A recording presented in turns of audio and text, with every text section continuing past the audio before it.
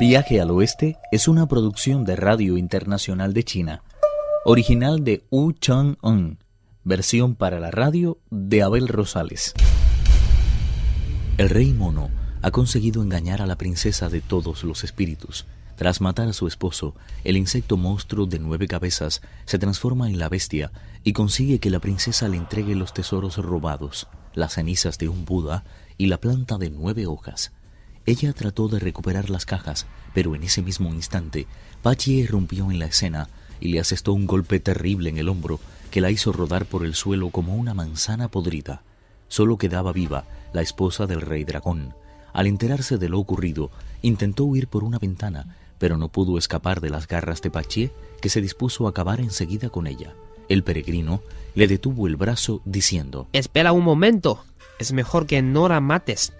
La llevaremos a la capital para que todo el mundo vea lo que hemos sido capaces de hacer». Sin ninguna consideración, Pachi la agarró de los pelos y la arrastró hasta la superficie del lago, seguido del peregrino con las 2 cajas. Agradecido, el rey mono dijo a Orlan: «No sé cómo agradecerle lo que ha hecho por nosotros.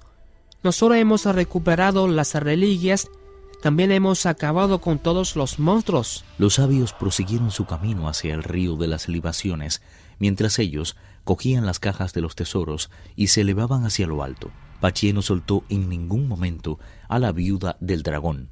Montados en una nube, no tardaron en avistar el reino del sacrificio. Al conocer la noticia de su llegada, el rey abandonó a toda prisa el salón del trono, seguido de Tripitaka y el bonzo Shah. En agradecimiento, el rey ordenó que les dieran un espléndido banquete, pero antes Tripitaka propuso: «Opino, Majestad, que antes de sentarnos a la mesa, deberíamos llevar a las cenizas sagradas al lugar que les corresponde». El peregrino relató cómo se enfrentaron al rey dragón y a su yerno, cómo se habían encontrado con el grupo de inmortales que les ayudó a derrotar a los monstruos y cómo habían obtenido las reliquias. Al oír la gesta que habían realizado en tan poco tiempo, Tripitaka, el rey y los funcionarios, tanto civiles como militares, se quedaron mudos de asombro. Interrogaron a la viuda del dragón, quien confesó todo. El peregrino Sun sentenció: «La culpa no puede extenderse a toda una familia. Te perdonaremos la vida con una condición: que aceptes de buen grado convertirte en la guardiana del monasterio». Ni siquiera una buena muerte es comparable con una existencia desgraciada. Si no me matan, me comprometo a hacer lo que sea. El peregrino pidió una cadena de hierro y se dispuso a pasársela a la viuda por el esternón. Antes de hacerlo, sin embargo, se volvió hacia el bonzo Shah y le dijo: «Comunica al rey que vaya al monasterio a presenciar de qué forma pensamos proteger el tesoro que allí siempre se ha guardado».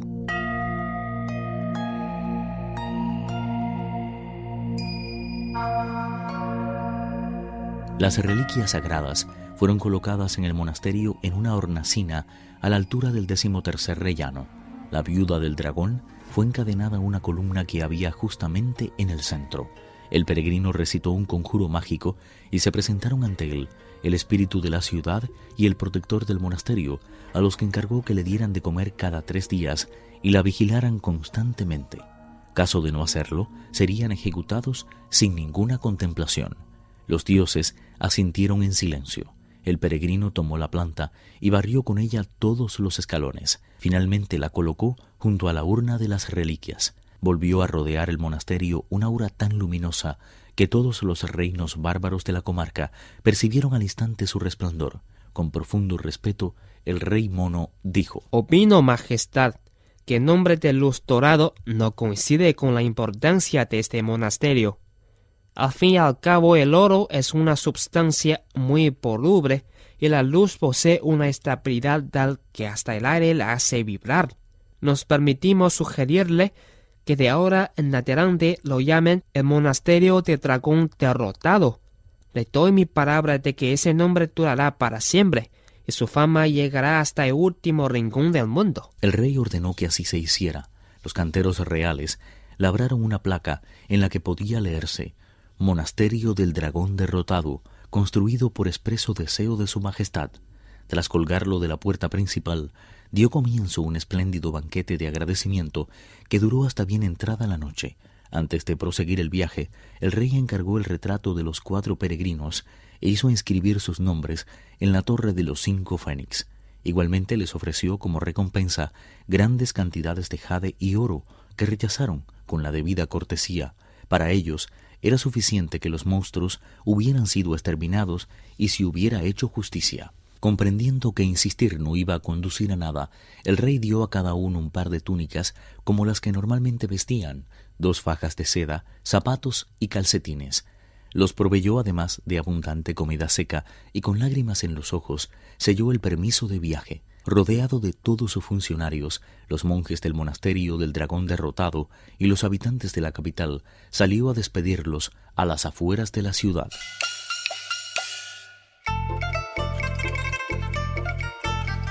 El maestro y sus discípulos prosiguieron su camino hacia el oeste sin prestarles la menor atención. El invierno estaba a punto de concluir y ya se sentía la cercanía de la primavera. Era la mejor época para caminar porque los fríos habían perdido todo su rigor.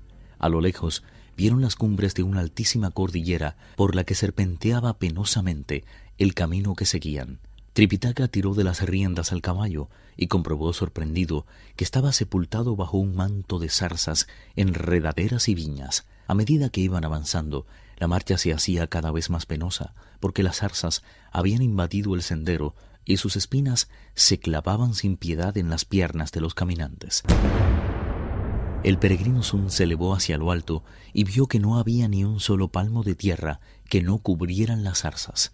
Escondidos entre tanto verdor, crecían grupos de pinos, cedros, bambúes, ciruelos, sauces y arces. Desalentado bajó de la nube y dijo al maestro: Me temo que esta cordillera es enorme. Calculo que tendrá unos 2.500 kilómetros. Ante la evidente preocupación del maestro, el Bongshosha dijo: No se preocupe tanto, maestro. ¿Por qué no prendemos fuego a todas estas zarzas y proseguimos tranquilamente nuestro camino? Los campesinos lo hacen en muchas regiones. El rey mono declaró: No habría forma de controlar las llamas. ¿Cómo vamos a continuar adelante? Con amabilidad, el cerdo Pachie dijo: No hay cosa más fácil. Miren lo que hago. Tras retorcer los dedos de una forma increíble y recitar el correspondiente conjuro, el idiota se golpeó el pecho con un puño y al instante adquirió una altura de 60 metros. Sacudió a continuación el rastrillo y añadió: ¡Transfórmate! Sorprendentemente se estiró como si fuera una culebra y no tardó en alcanzar una longitud que superaba los 90 metros. Agarró el rastrillo fuertemente con las 2 manos y clavándolo en la tierra tiró de él como si fuera un buey labrando la tierra. De esta forma consiguió abrir un camino totalmente limpio de zarzas por el que podía pasar un ejército entero. Sonriendo, Tripitaka espoleó el caballo y se adentró en aquella inesperada carretera, seguido del Bongshosha y el peregrino.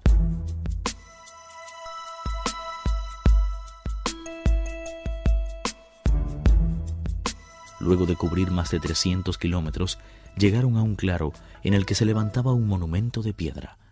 Alguien había grabado en su parte superior las palabras Cordillera de las Zarzas. Un poco más abajo había 2 filas de caracteres más pequeños que decían: un camino de 2000 kilómetros de espesas zarzas que muy pocos han transitado desde los tiempos antiguos. Pachie exclamó: Eso fue antes de que llegara yo. Creo que voy a añadir estas otras 2 líneas. Afortunadamente, Pachie abrió una ruta nueva y ahora puede ir al oeste quien quiera.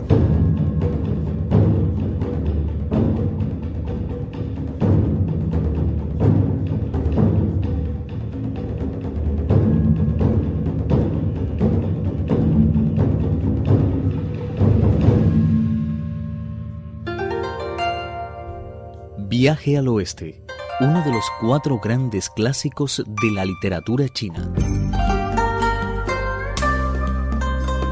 Versión para la radio, Abel Rosales. Actuaron en este capítulo Pedro Wang, Alejandro Li, Víctor Yu y Guillermo Li. Esta es una realización de Abel Rosales, quien les habla, para Radio Internacional de China.